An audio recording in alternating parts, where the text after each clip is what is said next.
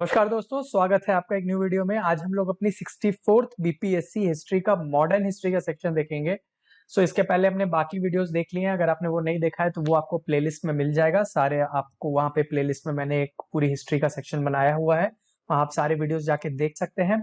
Topic बार बार मैं repeat कर रहा हूँ, क्वेश्चन तो बता ही रहा हूँ मैं, ये आपको बुक्स में मिल जाएंगे। टॉपिक आप समझने की कोशिश कीजिए कि इन एरिया से बीपीएससी क्वेश्चन पूछ रही है, और मोस्टली आप देखेंगे उन्हीं एरियाज के अराउंड ही उन्हीं टॉपिक से क्वेश्चन बार बार पूछे जाते हैं।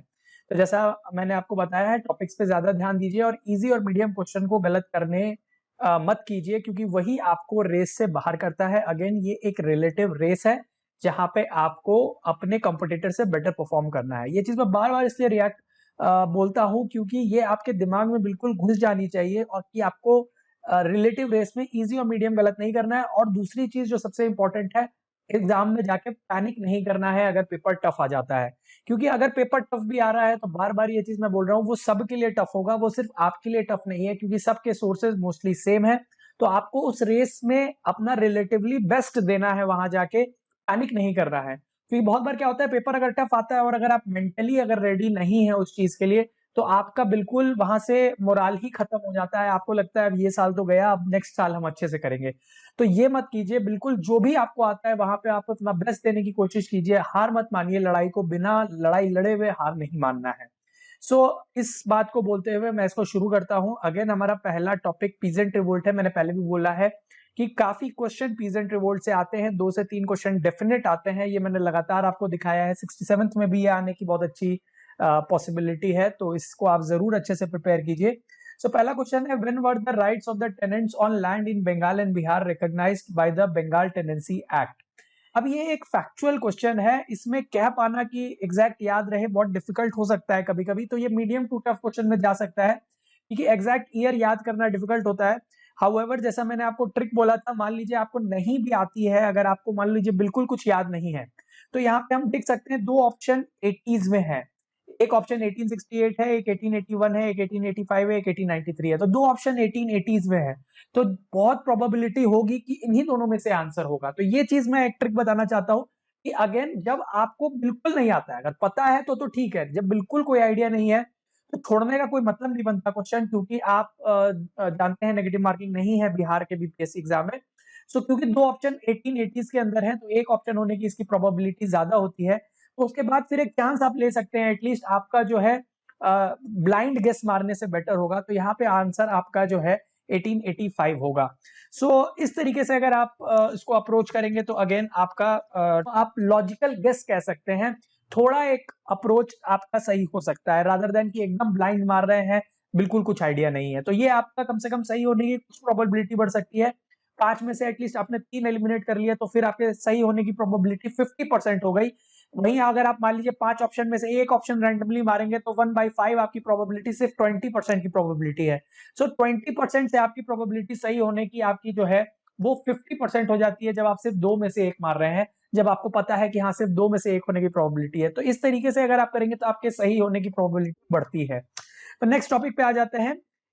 ये एक इजी क्वेश्चन है, डेक्कन रेड्स ऑफ 1875, ये सब बुक्स में मिलता है, तो इसको मैं इजी क्वेश्चन में काउंट करूंगा, ये आपका गलत नहीं होना चाहिए था। तो ऑप्शंस आपके सामने है, आप इसको पढ़ सकते हैं। तो इसका आंसर आप अपने दिमाग में सोचिए, मैं आपको बता देता हूं। इसका आंसर है high interest rate charged by the mahajans. तो डेक्कन राइट्स जो हुए थे 1875 में, उनका मेजर रीजन क्या था ये आपको बताना था, इमीडिएट कॉज क्या था जो जिसके वजह से वो डेक्कन राइट्स हुए थे, ये आपको बताना था। तो इसका रीजन था महाजन द्वारा ली जाने वाली उच्च ब्याज दरें। अगेन तीसरे क्वेश्चन पे आ जाते हैं हम, पीजेंट रिवोल्ट पे। इंडिगो रिबेलियन किस बारे में था? अब ये टॉपिक तो आसान है, क्योंकि इंडिगो रिबेलियन के बारे में हम लोग बहुत कुछ जानते हैं, बट यहाँ पे अगर आप ऑप्शंस देखें, जैसा बीपीएससी ने फ्रेम किया था, तो ये थोड़ा कंफ्यूजिंग टाइप का ऑप्शन था। इस वजह से ये क्वेश्चन मैं इसको टफ कैटेगरी में डालूंगा, क्योंकि बहुत बार क्या होता है कि एग्जैक्ट जो है आपको रीजन नहीं याद आ पाता एग्जाम के अंदर, या आपने उतने डेप्थ में पढ़ाई नहीं की होती है। इसको आप थोड़ा टफ क्वेश्चन में काउंट कर सकते हैं, क्योंकि अगर आप क्वेश्चन पढ़ें तो पहला ऑप्शन है, किसान नील की खेती नहीं करना चाहते थे, बल्कि उसे मजबूर किया जा रहा था। तो ये आप ऑप्शन मार सकते हैं, क्योंकि आपको लगेगा कि हाँ यही आंसर है। लेकिन आप सेकंड देखेंगे, किसान नील उगाना चाहते थे लेकिन मजबूर नहीं किया जा रहा था, ये आप काट सकते हैं, क्योंकि ये आपको पता है कि ये गलत आंसर होगा। अब आप डी ऑप्शन देखिए, तो एक विरोध आंदोलन जिसमें नीले रंग का झंडा था, तो ये ऑप्शन तो गलत हो जाता है हमारा, तो ये हमें पता है ये नहीं होगा। तो अब हमें ए लग रहा है और सी लग रहा है, क्योंकि सी में भी देखें किसान नील की खेती नहीं करना चाहते थे, बल्कि ऐसी कीमत पर उगाने के लिए मजबूर किया जा रहा था जो कि उन्हें अस्वीकार्य था। सो ए और सी में से आंसर हो सकता है। अब यहाँ पे हमें ये चीज समझ में आ रही है। तो यहाँ पे जो है, आप अगर आपने ध्यान से पढ़ा हो, तो उन्हें मंजूर तो नहीं ही था, और खासकर उनको प्राइस भी अच्छा नहीं दिया जा रहा था, जो कि उनको अनएक्सेप्टेबल था। तो यहाँ पे आंसर ऑप्शन सी हो जाएगा। तो अगेन मैं इसको टफ कैटेगरी में इसलिए डाल रहा हूँ क्योंकि टॉपिक तो फिर भी आसान है, बट ऑप्शंस थोड़े क्लोज थे, और अगर आपने जल्दी में अगर आपने ऑप्शन नहीं पढ़ा तो हो सकता है आप ए मार्क कर दें या आप कंफ्यूज हो जाएं। इस कारण से ये क्वेश्चन हमने टफ कैटेगरी में डाला है। तो हम लोग अपने नेक्स्ट क्वेश्चन पे आ जाते हैं। In which territory did tribals rebel against the British? किस क्षेत्र में आदिवासियों ने अंग्रेज के खिलाफ विद्रोह किया? सो इसके ऑप्शंस आपके सामने हैं, बिहार, पंजाब, सिंध और काठियावाड़, और none of the above, more than one of the above. तो यहाँ पे मेरा भी ये क्वेश्चन गलत हुआ था, क्योंकि मैंने इसका आंसर बिहार मार्क किया था, बट यहाँ पे आंसर बीपीएससी ने जो फाइनल आंसर की में लिया था वो नन ऑफ द अबव था। सो ये एक अगेन ट्रिकी क्वेश्चन में काउंट हो सकता है, क्योंकि मैंने जैसा कि बताया था कि झारखंड और बिहार में ट्राइबल रिवोल्ट हुए ही थे, और वैसे अगर मैंने ट्रिक भी बताई थी आपको कि अगर आपको कोई ऑप्शन नहीं भी आता है क्वेश्चन, और वहां पे आपको बहुत सारे स्टेट्स दिख रहे हैं और बिहार का भी नाम अगर आपको दिख रहा है, तो आप बिहार मार्क कीजिए, तो वहां पे आपके सही होने की प्रोबेबिलिटी हाई होती है। बट यहाँ पे वो नहीं काम किया, लेकिन प्रोविजनल आंसर की जब आई थी 64th की, तो उसके अंदर ये बिहार सही था आंसर, बट फाइनल आंसर की में बीपीएससी ने इसको चेंज कर दिया। सो थोड़ा बहुत आपको चांस लेना पड़ता है, बट ठीक है, अगर नहीं आता है तो चांस लेने में कोई खराबी नहीं है। सो इंडियन नेशनल कांग्रेस से, जैसे मैंने बोला है, बहुत इंपॉर्टेंट टॉपिक है। आप पे इस क्वेश्चन आते रहते हैं। ये भी एक टफ क्वेश्चन में काउंट होगा, क्योंकि ये एक अगेन कोई बहुत सोर्सेज में आपको नहीं मिलेगा। Rajani Palme Dutt said they both fought and collaborated with imperialism. Which political grouping was they referring to? So इसके ऑप्शंस आपके सामने हैं, Indian national Congress, communist party, Swaraj party, Hindustan socialist Republican association, या नन ऑफ द अबव। अब मुझे ये नहीं पता था इसका आंसर, तो अब इसको मैंने कैसे अप्रोच किया? तो मैंने ये देखा कि उस समय का जो मेजर पॉलिटिकल पार्टी थी वो थी इंडियन नेशनल कांग्रेस। तो कम्युनिस्ट पार्टी या स्वराज पार्टी या हिंदुस्तान सोशलिस्ट रिपब्लिकन ये नहीं हो सकता, क्योंकि ये बहुत एक्सट्रीम पार्टी थी। ये बिल्कुल भी जो है ये ब्रिटिश से कोलैबोरेशन, जैसे एचएसआरए है, ये रेवोल्यूशनरी पार्टी थी, ये नहीं हो सकता। कम्युनिस्ट पार्टी भी जो है कोलैबोरेशन बहुत ज्यादा नहीं था ब्रिटिश के अगेंस्ट। तो मेरा ये दिमाग में था कि इंडियन नेशनल कांग्रेस जो थी उस टाइम पे कहीं ना कहीं कोलैबोरेशन भी था, क्योंकि मॉडरेट लीडर्स थे, वो चाहते थे कि मिलके काम करें, रिफॉर्म करें, और उनके अगेंस्ट भी लड़ते थे। तो ये लॉजिक से मैंने फिर इसको इंडियन नेशनल कांग्रेस मारा था, और मेरा ये क्वेश्चन सही हुआ था। सो इस तरीके से अगर आप अप्रोच करें कि क्वेश्चन आपको नहीं भी आते हैं, तो आप लॉजिक के थ्रू कैसे उसको सही कर सकते हैं, तो वो आपको हेल्प करेगा।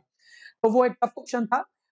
ये एक इजी क्वेश्चन है, who raised the flag of independence at the Congress session of 1929? ये एक इजी क्वेश्चन है, ये आपका गलत नहीं होना चाहिए। ऑप्शंस आपके सामने हैं, ये बिल्कुल स्ट्रेट फॉरवर्ड क्वेश्चन है। सो इसका आंसर है पंडित जवाहरलाल नेहरू। सो अगेन जो इजी क्वेश्चंस है वो आप गलत मत करिए, मीडियम क्वेश्चन गलत मत करिए, और इजी और मीडियम क्वेश्चन वो हैं जो आपको हर जगह मिल जाएंगे। तो अगेन हम अपने न्यू टॉपिक पे आ जाते हैं। ईस्ट इंडिया कंपनी जो थी और रीजनल पावर्स के रिलेटेड में क्वेश्चंस हैं। ये अगेन इंपॉर्टेंट टॉपिक है जिससे क्वेश्चंस आते हैं। Who among the following did not rebel against the British East India Company's control over them? किसने इनमें से ब्रिटिश ईस्ट इंडिया कंपनी के नियंत्रण के खिलाफ विद्रोह नहीं किया? ऑप्शंस आपके सामने हैं। तो विजयनगरम के राजा, हैदराबाद के निजाम, तमिलनाडु के पोलिगार, और दीवान Velu Thampi of Travancore. So again ये भी एक इजी क्वेश्चन में मैं काउंट करूंगा, क्योंकि अगर आपने स्टैंडर्ड सोर्सेस पढ़े हैं तो इजीली आप इस क्वेश्चन को आंसर कर सकते हैं। ऐसा इसके अंदर कुछ भी नहीं है जो आंसर ना किया जा सके। तो ये एक सिंपल क्वेश्चन है, आंसर है निजाम ऑफ हैदराबाद। ये एक इजी क्वेश्चन है। अब हम रिवोल्ट ऑफ 1857 पे आ जाते हैं। अगेन जैसा मैंने बोला है, हर साल बीपीएससी में 2 से 3 क्वेश्चन आपको रिवोल्ट ऑफ 1857 से मिलेंगे ही मिलेंगे। आप इस टॉपिक को अच्छे से प्रिपेयर कीजिए, आपको 100% इससे क्वेश्चन मिलेंगे। तो ये भी एक इजी क्वेश्चन में काउंट होगा। Which of the following was not a reason for making the sepoys of East India Company rebellious? Causes of जो 1857 है, ये इजीली बुक्स में मिलता है सारा। सो आपको ये क्वेश्चन गलत नहीं होना चाहिए था। तो ऑप्शंस हैं, ईसाई धर्म के प्रसार के लिए कंपनी के अधिकारियों के प्रयास। सेकंड ऑप्शन है आपका जो है सिपाहियों के जहाजों पर यात्रा करने का आदेश भट्टा का ठहराव। सी ऑप्शन यहाँ थोड़ा मिस हो गया है। डी ऑप्शन है अधिकारियों की अक्षमता, या none of the above, more than one of the above. So यहाँ पे आपका आंसर होगा इनएफिशिएंसी ऑफ द ऑफिसर्स, अधिकारियों की अक्षमता। ये एक ऑप्शन नहीं था जिसके वजह से हुआ था ये, this was not a reason for 1857 revolt. तो ये इसका आंसर होगा। स्ट्रेट फॉरवर्ड क्वेश्चन है, इसके अंदर कुछ भी ऐसा नहीं था जो आप नहीं कर सकते थे, ये सारी बुक्स में अवेलेबल होता है, तो ये आपका गलत नहीं होना चाहिए था। नेक्स्ट टॉपिक पे आ जाते हैं, रिवोल्यूशनरी मूवमेंट। जैसे मैंने आपको ऑलरेडी इतने दिनों से दिखाया है, रिवोल्यूशनरी मूवमेंट एक इंपॉर्टेंट टॉपिक है। सारे टॉपिक्स भी मैंने आपको बताए हुए हैं, आप वीडियोस में जाके पहले देख सकते हैं, वो आपको जरूर उन टॉपिक्स को प्रिपेयर करना चाहिए। पहले भी क्वेश्चन आ चुके हैं, अभी आगे भी आएंगे। अब ये क्वेश्चन जो था, how old was Bhagat Singh when he through a bomb in the assembly in protest against the government. अब ये एग्जैक्ट एज मुझे नहीं पता थी। ऑप्शंस थे 21 years, a little more than 21 years, 25 years, या लिटिल मोर देन 25 इयर्स, या नन ऑफ द अबव। तो मैंने इसको कैसे अप्रोच किया था कि मुझे ये पता था कि भगत सिंह जी का जो है उनका जो डेथ हुई थी, एक मैंने मूवी देखी थी, उसके अंदर मेरे को इसलिए याद था डेट, 23 मार्च 1931 को उनको फांसी दी गई थी, वो उनका जो है लास्ट डे था। तो ये भी मुझे पता था कि जब उस साल में उनकी मौत हुई और उनकी उम्र 23 साल थी, तो मुझे ये पता था कि उनकी जो जन्म हुई होगा वो लगभग 1907 या 1908 को हुआ होगा, ये मोटा-मोटा मुझे पता था। तो अब मुझे ये भी पता था बॉम्ब जो फेंका गया था वो 1929 में फेंका गया था। तो 1929 या 30 के अराउंड फेंका गया था, तो ये मुझे पता था मोटा-मोटा कि इतना जो है एक अप्रॉक्स फिगर मेरे को पता थी। तो सी और डी तो एलिमिनेट हो जाता है कि 25 साल या 25 साल से ज्यादा की उम्र तो नहीं हो सकती। अब एग्जैक्ट 21 इयर्स भी नहीं हो सकता, क्योंकि एग्जैक्ट 21 इयर्स बोलना बड़ा डिफिकल्ट होता है, क्योंकि एकदम एग्जैक्ट उसी दिन को फेंका होगा जब वो 21 साल के हुए होंगे, तो ये तो बिल्कुल नामुमकिन सा लगता है। तो ऑब्वियसली फिर एक ही ऑप्शन बचता है, a little more than 21 years, तो यही मैंने मारा था। तो इस तरीके से भी आप सोच सकते हैं, क्योंकि ये इतना एग्जैक्ट एज किसी को याद नहीं रहता है कि आप एग्जैक्ट बता सकें कि इनका इस समय में क्या उम्र रही होगी। तो आप थोड़ा लॉजिक लगाएं तो उसको आप सॉल्व कर सकते हैं। अगर आपको मोटा-मोटा अगर आपने पढ़ा होगा तो कुछ-कुछ डेट्स आपको याद रहती हैं, बट उसके बेसिस पे आप थोड़ा लॉजिक इजिली लगा सकते हैं। गांधी जी आ जाते हैं। जैसे मैंने बोला है, गांधी जी से रिलेटेड जितने भी एक्ट्स हैं, Rowlatt, Champaran, civil disobedient, Dandi, quit India, ये सारे बहुत इंपॉर्टेंट टॉपिक्स हैं। आपको ये थरोली प्रिपेयर करने चाहिए, इंडिया के रिस्पेक्ट में भी और बिहार के रिस्पेक्ट में भी। तो Jallianwala Bagh massacre happened in the context of which Gandhian satyagraha. ये अगेन एक स्ट्रेट फॉरवर्ड क्वेश्चन है, इजी क्वेश्चन है, इसके अंदर हम लोग ज्यादा समय नहीं लेंगे। इसका आंसर है रोलैट सत्याग्रह। ये बिल्कुल स्ट्रेट फॉरवर्ड क्वेश्चन है, हर बुक में मिलता है, हर जगह आपको मिलेगा, तो ये गलत नहीं होना चाहिए था। सेकंड टॉपिक पे आ जाते हैं, Gandhi and Champaran, Gandhi ji and Champaran. Who invited Gandhi ji to Champaran. Again straight forward question है, ये सेम ही क्वेश्चन मेरे को लगता है हर ही साल, हर दूसरे साल आ जाता है ये सेम क्वेश्चन। तो ये इसमें कुछ भी डिफिकल्ट नहीं है। अगेन ये बिल्कुल गलत नहीं होना चाहिए, राजकुमार शुक्ला इसका आंसर है। आई थिंक ये आपको हर दूसरे तीसरे साल आपको ये क्वेश्चन मिलता है बीपीएससी के एग्जाम में, तो ये आपका बिल्कुल गलत नहीं होना चाहिए। इंपॉर्टेंट क्वेश्चन है और मोस्ट इजी क्वेश्चन है, तो ये आपका गलत नहीं होना चाहिए था। Gandhi ji and Champaran, which of the following was the first satyagraha of Gandhi ji in India. तो अगेन ये 66 में भी आया हुआ है, एक डिफरेंट फॉर्म में। ऑप्शंस आपके सामने है, आंसर भी आपके सामने है। Champaran, very easy question. इस टाइप के क्वेश्चंस अगेन गलत नहीं होने चाहिए, ये केक वॉक क्वेश्चंस हैं, ये आपके किसी भी हालत में गलत नहीं होने चाहिए। Gandhi ji and non cooperation. Again अब जैसे ये क्वेश्चन देखिए, गांधी जी का रिलेटेड एक चीज बताई गई है। अब मुझे इसके बारे में नहीं पता था और मुझे नहीं लगता कि 99% लोगों को इसके बारे में पता होगा। क्वेश्चन था कि गांधी जी का असहयोग आंदोलन ने लोगों से शराब से बेचने का आग्रह किया। इससे सरकार के राजस्व को गंभीर नुकसान हुआ है। एक प्रांत की सरकार ने लोगों को फिर से शराब पीने के लिए मनाने के लिए एक उपकरण के रूप में शराब पीने वाले प्रमुख व्यक्तियों की एक सूची परिचालित की। प्रांत का नाम बताएं।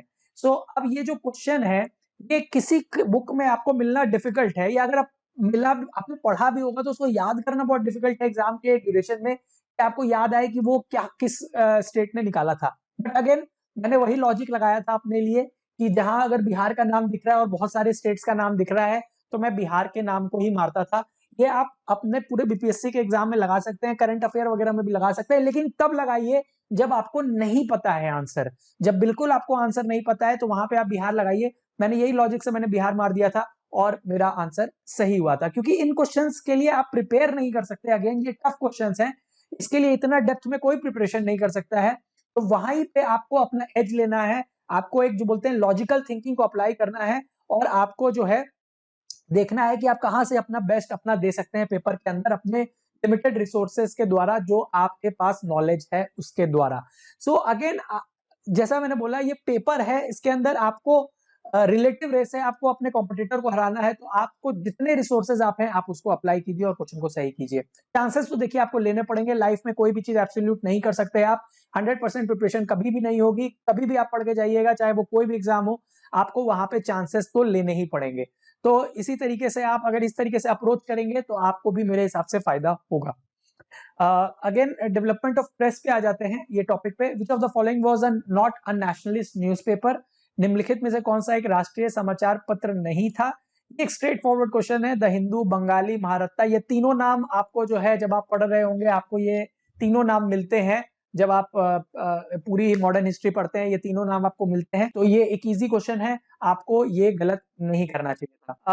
आ जाते हैं दूसरे क्वेश्चन पे कि ये आपको कुछ न्यूज़पेपर के नाम दिए हुए थे और उनके एडिटर के नाम बताने थे। तो अगेन ये एक सिंपल क्वेश्चन है, और क्योंकि हो सकता है आपको 1 या 2 के आंसर नहीं भी पता हो, बट अगर 2 या 3 के भी 2 के भी आंसर अगर आपको पता है या 3 के भी पता है, तो ऑप्शन आप एलिमिनेट करके इजीली आप आंसर ला सकते हैं। क्योंकि एक आपको लगातार लाइन में दिया होगा, तो आप इजीली उसको एलिमिनेट कर सकते हैं। तो अब अगर आपको इसको पता है कि केसरी अगर है, तो केसरी का आपको पता होना चाहिए कि जो है उसके एडिटर जो थे वो बाल गंगाधर तिलक थे। तो इजीली आप ए और बी ऑप्शन को आप एलिमिनेट कर सकते हैं।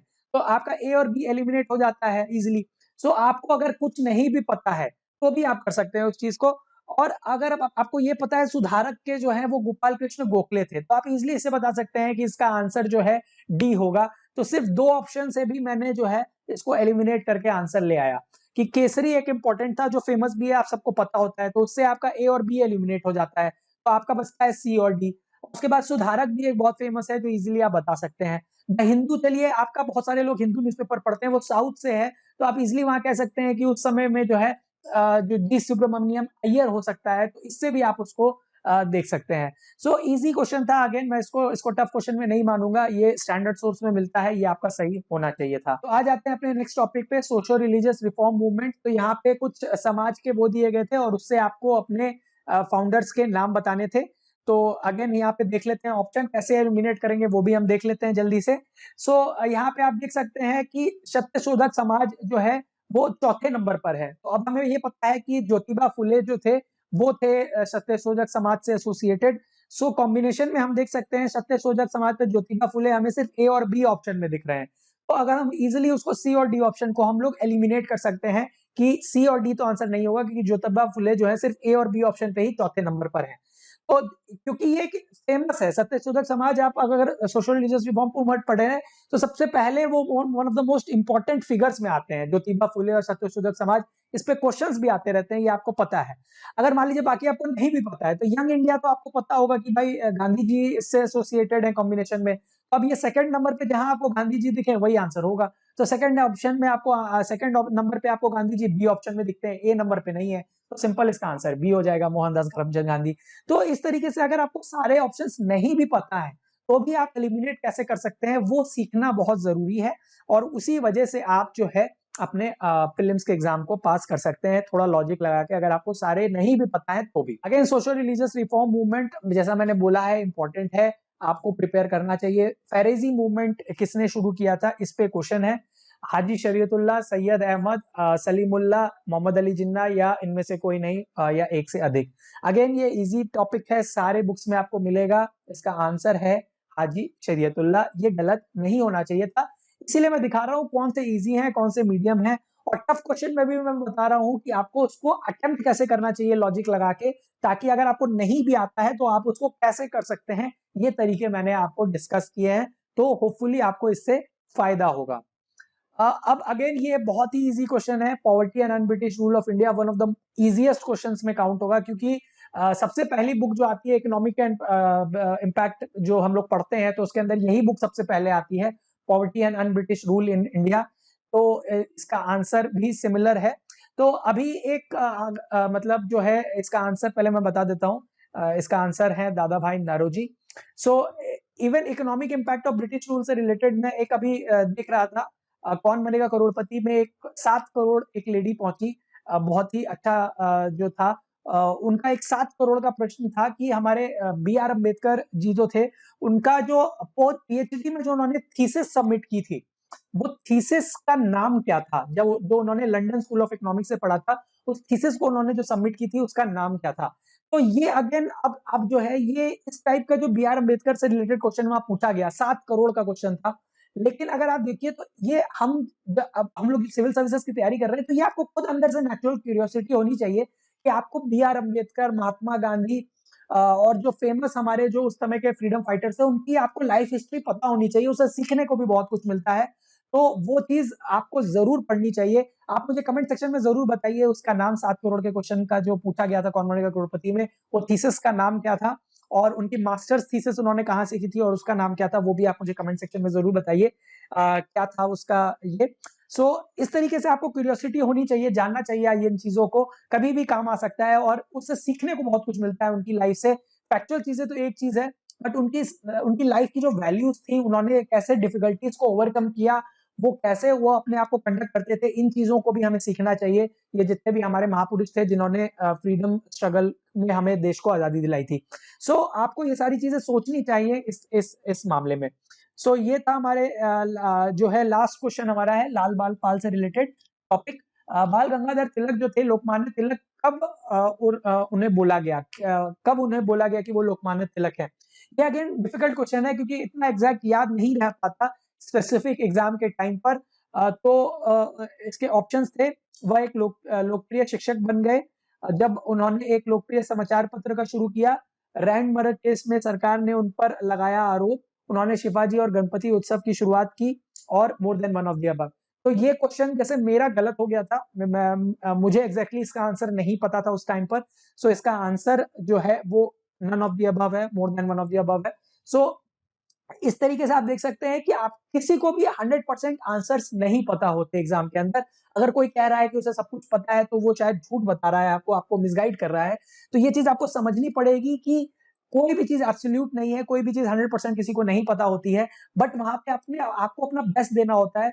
इवन बहुत बार आप जो पढ़ के जाएंगे वो भी आपको वहां रिकॉल नहीं होगा, बट अपना बेस्ट पॉसिबल इंफॉर्मेशन जो आपका है आपके पास, उससे आप यूज करते हुए उसको कैसे एलिमिनेट करते हैं, इसी का नाम कंपटीशन है। क्योंकि ये रिलेटिव रेस है, बार बार मैं कह रहा हूं आपको अपने कॉम्पिटिटर से ज्यादा नंबर लाने हैं, और वो तभी हो सकता है जब आप एक काम माइंड से जाएं, कंपोज माइंड से जाएं, और इजी और मीडियम क्वेश्चन को एटलीस्ट गलत ना करें।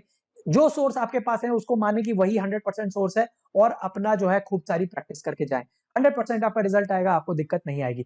तो ये था हमारी तरफ से 64th बीपीएससी का मॉडर्न हिस्ट्री। अब हम लोग कल अपना 63rd बीपीएससी से स्टार्ट करेंगे।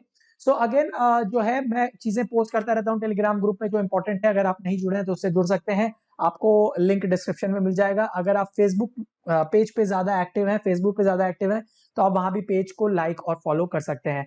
तो जल्दी हम लोग मिलते हैं, मैं ऑप्शनल पे भी जल्दी ही एक वीडियो लाऊंगा इस वीक के एंड तक, तो आप लोग बने रहिए। और मैं धीरे धीरे अब जो है जो भी समय मेरे पास बचा हुआ है ज्वाइनिंग से पहले, उसके अंदर मैं आपको यूपीएससी के बारे में भी और बीपीएससी के बारे में भी, कैसे आप लोग सिंक में तैयारी कर सकते हैं ताकि आपको सही डायरेक्शन मिले, आपको इधर उधर ना भागना पड़े। मैं कोशिश करूंगा जल्दी जल्दी जितना बता सकूं उतना मैं बताऊं आपको। तो हम लोग मिलते हैं जल्दी अपने नेक्स्ट वीडियो में। Thank you.